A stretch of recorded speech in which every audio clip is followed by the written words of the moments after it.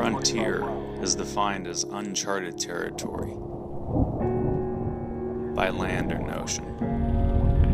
Those who chart that territory tell a story.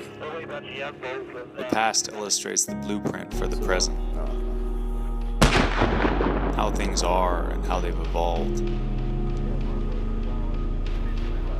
From land to water, we are challenged to border that new frontier, a frontier the outdoorsman knows like no other. Author Gary Lewis works his way along that edge of where discoveries, failures, and achievements have written the story of the sportsman.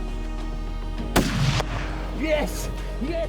From state to state, continent to continent, the stories told create the foundation of the present, and they lay the framework for the future.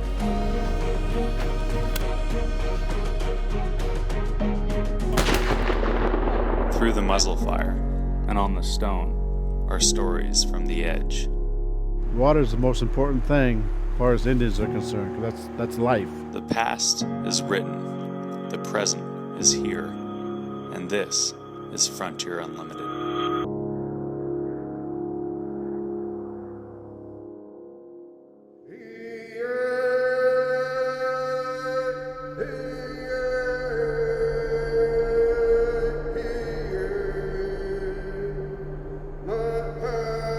If you want to understand the Pacific Northwest, you have to start with the beaver and the top hat, for that was the fuel that fed the fire of Western exploration. When the beaver and the bison and the sea otter were exploited, we turned our attention to timber and salmon. Salmon is king. Today's salmon runs are a shadow of what they once were, but there are still surplus kings to catch. And the best way to get a jump on those fish is to catch them before they get to the Columbia. Where we are here in Cayucot, we're 2 miles to Spring Island.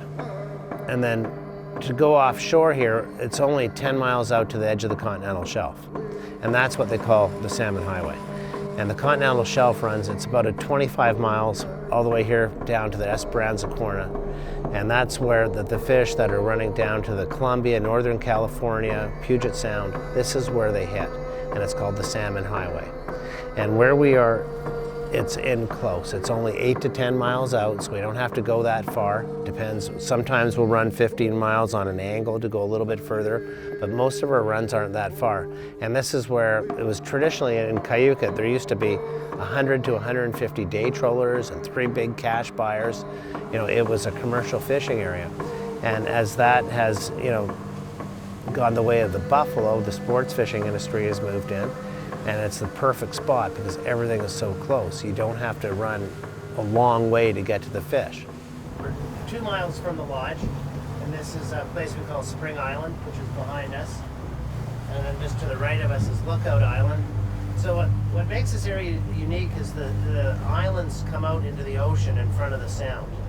So like Cayucot Sound is back up behind us, and these are islands going out into the open ocean. Mm-hmm. And so the migratory fish come right through these waters. So in a lot of the areas when you're fishing a sound, you're fishing the terminal area fish. These fish here could be going anywhere from Northern California, Oregon, Washington, Fraser River, lower, West Coast, Vancouver Island. At this time of the year, there's a lot of Columbia River fish coming through. We're here in June. We're 2 months in advance of all that stuff, all that madness that's going to go on at Buoy 10. We're going to get the fish that my friends aren't going to get. Yeah, and the nice part of it is they haven't seen a lot of gear either. Yeah. They're just coming, like the continental shelf is only out 10 miles from here. So it seems that the salmon runs they call the Salmon Highway out there, that they hit this area and then they follow the coast down. Up in feed in this area here is small needlefish, and there's a few squid around. Needlefish, I've eaten needlefish.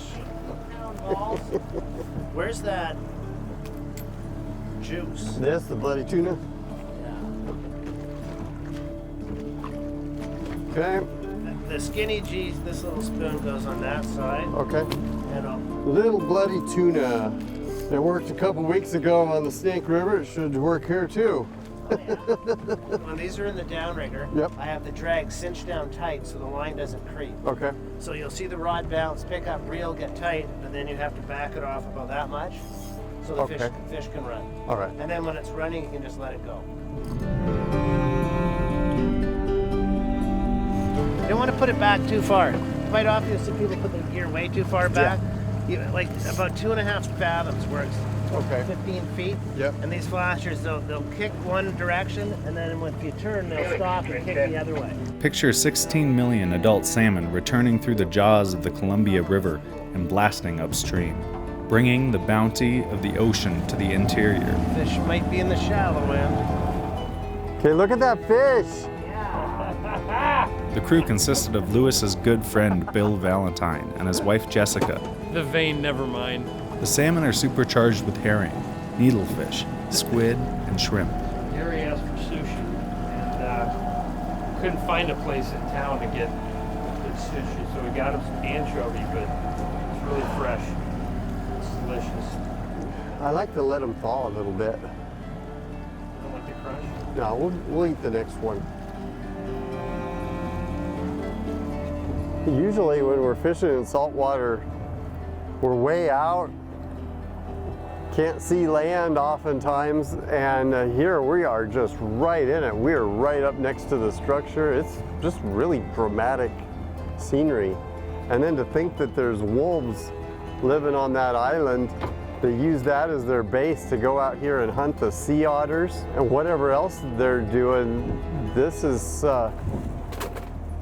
it's pretty rugged and wild.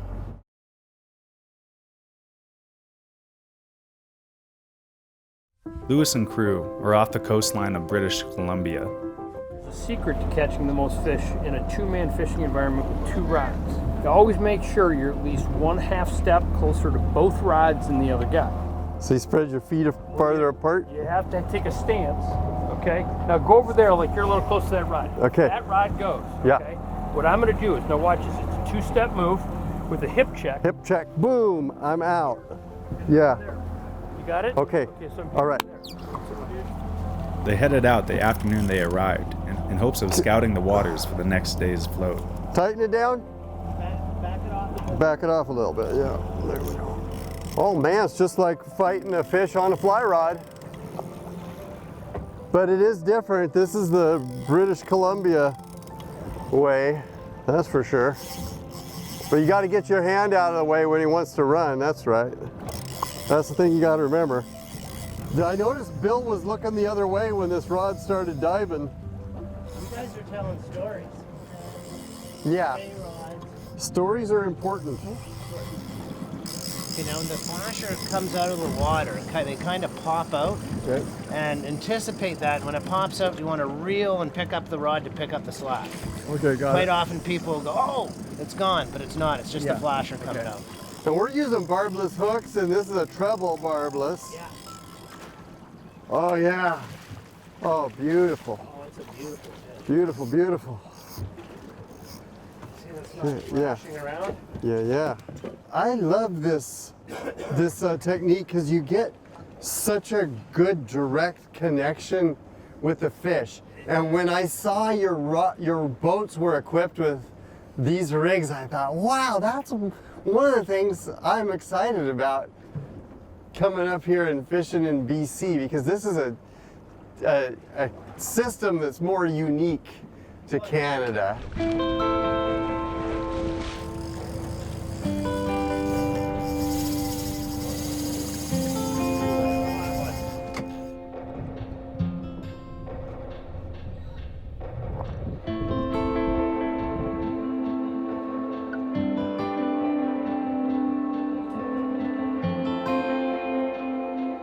Gwiggett clipped on flashers and tied up leaders with hoochie skirts and barbless hooks. Lewis doctored up hoochies with scents, Procure's Salmon Slammer and Bloody Tuner, and Gwiggett dropped them down. This scent really seems to work. The bites we've had have been right after we put this stuff on. There you go.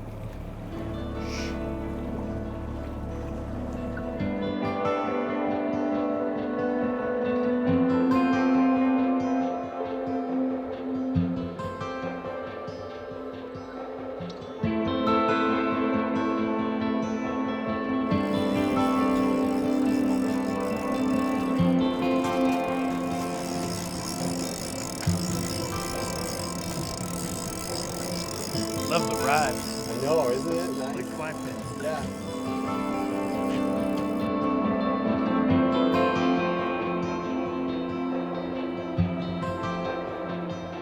It's like a fly rod. You can feel the fish, and it can take a lot of line from you, which is half the fun, I think. The mountains were blue in haze. The first peoples that lived there, that made their way up and down the coast, called it New Kulnuth, the shimmering mountains along the sea. And that is the name they call themselves now. In many ways, it was the salmon that gave them power, their wealth. Reliable runs of salmon fed them year-round, gave them leisure to develop art, society, and traditions. If you look back at our shared history, we understand it better because of salmon.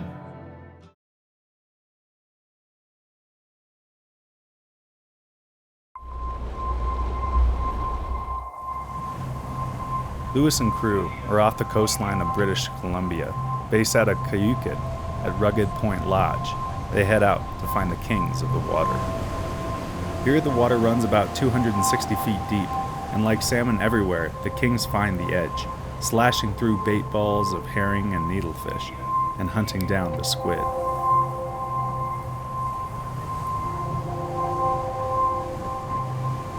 On this day, the schools of bait on the electronics averaged about 100 to 150 feet down. Okay, look at the gear in the water. A lot easier fishing out here than it is inshore. You don't have all the little bottom depth variances and weeds and rocks and all that and boats to avoid. We are on the edge of the continental shelf. As we've run about 13 miles to get here, these fish are running south, and we're hoping to intercept them. And they're feeding on herring, and coming out of these northern waters. And some of them headed back to the Columbia, some to the Fraser River, and some to the Sacramento. When we're fishing out here, we're fishing quite a bit deeper than we were yesterday. So you'll see the rod usually bounces a couple of times and comes off the release. And then there's quite a bit of slack between the rod tip and the release clip. There's always a bit of belly in the line.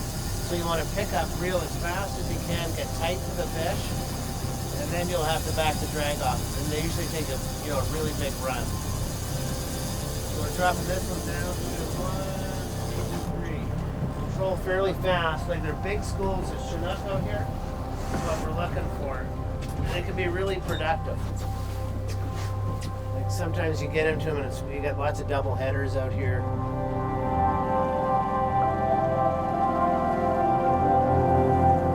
The rods were two-handed 10.5 footers, and they bent all the way down to the cork handles.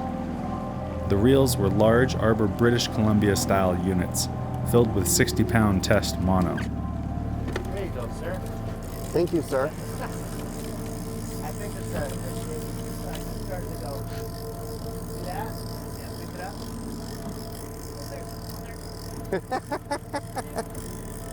it up. Got a fishy, I think. I don't feel mine anymore, so. Yeah, I do have a fish. Okay, now what you have there is an immature Chinook. Okay. And let's just have a quick look at it. I'll release them. Just let me get inside you there. Okay. So we have it's a little Chinook. Beauty. Oh, wow, what's so gorgeous. Had a bite at it. So Yeah, he's yeah. on his way up. So what I do here, Yep, just like that. Beautiful. And away he goes. Oh, great. beautiful So we'll fish. see him in 2 years. Yeah, yeah. Okay. Yep. You get fish coming up and coming out of like Puget Sound, Columbia. They come up. This is the way they migrate up to Yeah. feeding and come back. Wow. Oh, yeah. He's shaking his head right now. Really close to the surface.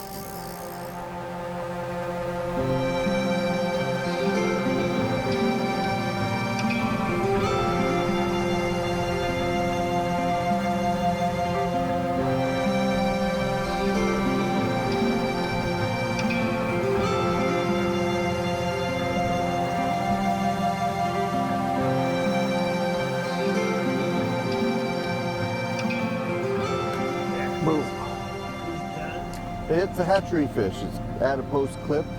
And just about all the adipose fin clips are American fin.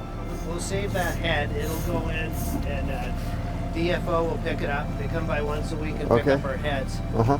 And then they send us a letter showing us where all the fish we caught came from. Yeah. All the different rivers. Nice. It looked kind of red from it though. From white to pinkish.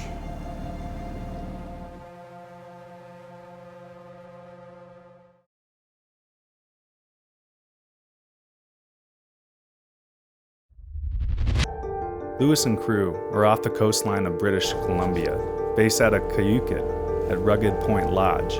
They head out to find the kings of the water.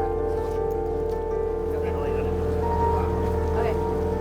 Here, let's Jessica's got one over there. The toilet. Whoa!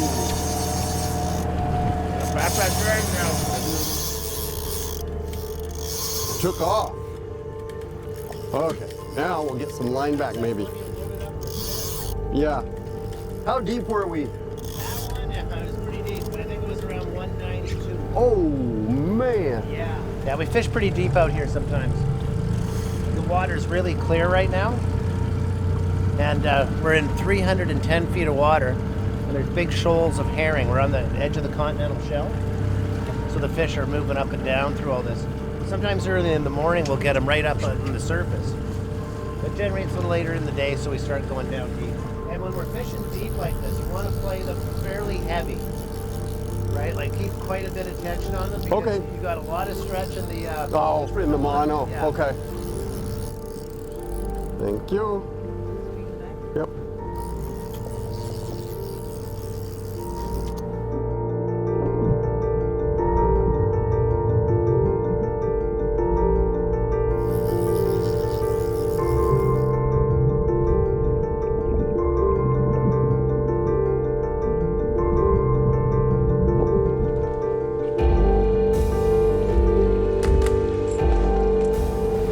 There, back right, fish. Oh, barely. Grabbed it.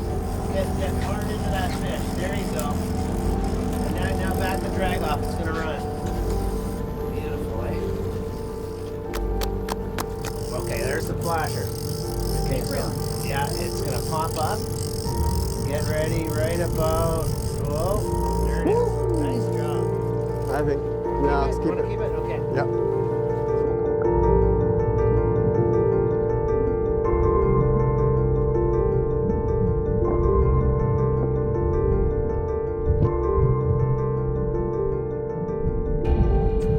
Okay, I'm bringing it in.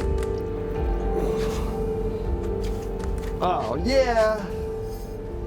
Yes. Right here where my finger is, there's a little bump. And where that bump is, there should have been an adipose fin. If this had been a wild fish, there'd be a big fatty fin back there. So this indicates that this is an American fish because in the hatcheries, they clip these fins. So we intercepted this one probably on its way back to the Columbia. We're giving it a shortcut home on the airplane. Sometimes the salmon showed his blips on the screen, and then the rod pulsed with a bite. The downrigger clip let go and the handles on the reel And then whirled. when you feel like you can, then you can tighten the drag down a little bit and then you can reel. And remember, he's pretty deep, so you got to fight him up. You got to get a lot of line to bring back. When we're fighting the fish on this reel, what we got to do is turn the drag off down a little bit, so back it off to the left and let them do their initial run, and the fish will get out there a bit. The fish was so far down when it bit. I mean, it might be 140, 150 feet down. Now we got to fight it up through the water column, and it's going to get closer and closer to the surface.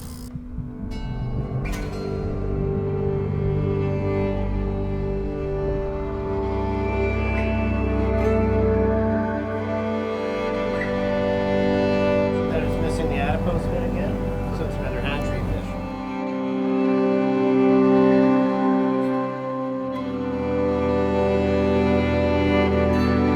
Starting to get some rain, but man, the water is just really calm. In bright, gleaming moments, with the sun at our backs, the net poised to punch beneath the 15-pound king. All the beauty and power of the ocean in its scales. It's like finding treasure, isn't it?